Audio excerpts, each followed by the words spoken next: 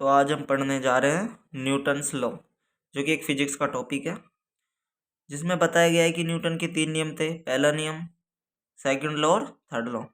पहले नियम को क्या कहा जाता है? जड़त्व का नियम कहा जाता है। सेकंड लॉ को संवेग का नियम, क्योंकि इसमें हम संवेग के बारे में पढ़ते हैं, इसलिए संवेग का नियम कह सकते हैं इसे। और जो थर्ड लॉ है, इसे क्रिया प्रतिक्रिया का नियम कहा जाता है। आई होप ये तो आपको पता ही होगा ना। जो गैलीलियो का जो नियम है, इसे जड़त्व का नियम इसलिए कहा जाता है क्योंकि इसे गैलीलियो ने दिया था, तक इसलिए इसे गैलीलियो का नियम कहा जाता है।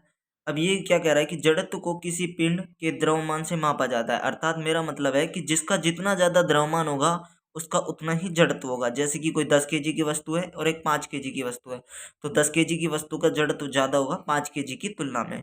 आई होप समझ आया।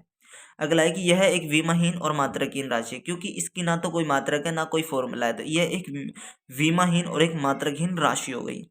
अगला होता है कि क्या कहता है कि जो न्यूटन का जो फर्स्ट लॉ, जो कि न्यूटन का जो फर्स्ट लॉ है, वो हमें, जो ये न्यूटन का फर्स्ट लॉ है, वो हमें क्या देता है? बल की परिभाषा देता है।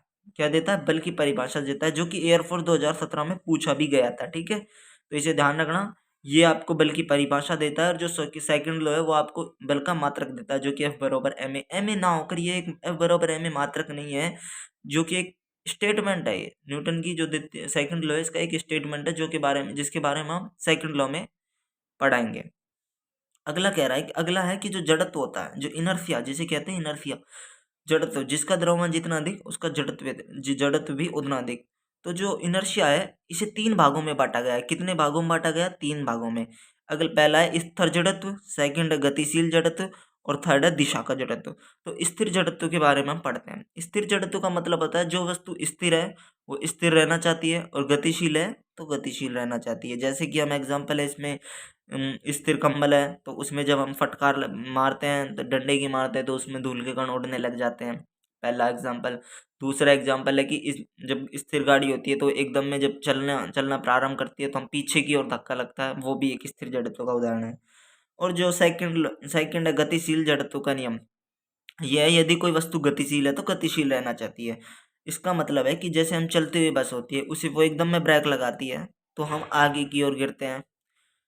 चलती हुई बस से हम उतरते हैं तो हम पीछे की ओर, हमें एक सड़क धक्का लगाता है, तो ये इसकी गतिशील जड़त्व का उदाहरण है। तीसरा है कि दिशा का जड़त्व। इसमें मतलब जो वस्तु दिशा में है वो दिशा में रहना चाहती है, मतलब वो अपनी दिशा का अपोज करेगी। और जैसे कि इसका एग्जांपल ले लो, जैसे जब कोई गाड़ी किसी मुड़ाव पर मुड़ती है तो हम बाहर की ओर हमें एक बल लगता है, वो आपको पता लग जाएगा, हम पढ़ेंगे आगे कि अब केंद्रीय जो बल लगता है बाहर की तरफ लगता है, तो वो बल लगता है जिसके कारण हम बाहर की ओर जाते हैं, तो वो इसका दिशा का जड़त्व का उदाहरण है। समझ आ गया? वो किसका उदाहरण है? दिशा का जड़त्व का उदाहरण है। तो आई होप आपने समझा होगा, सब कुछ समझ आया होगा कि न्यूटन के कितने लॉ होते हैं, जड़त्व क्या है, जड़त्व के कितने पार्ट है। एक चीज और याद रखना, जड़त्व, सीधी बात है कि जो जड़त्व होता है वो अपनी स्थिति का विरोध करता है, और जो जड़त्व होता है इसे हम महसूस कर सकते हैं, फील कर सकते हैं, बट देख नहीं सकते। जो वस्तु जितना जिसका द्रव्यमान अधिक होगा वो उसका जड़त्व भी उतना ही अधिक होगा। आई होप कि आपको न्यूटन के लॉ समझ आए होंगे, फर्स्ट लॉ। सेकंड लॉ में हम सेकंड वीडियो में देखते हैं, जो सेकंड लॉ है उसको हम सेकंड वीडियो में देखते हैं। तो यदि आपको फर्स्ट लॉ समझ आया तो प्लीज़ चैनल को लाइक करें, सब्सक्राइब करें और अपने दोस्तों को शेयर करें। Thank you.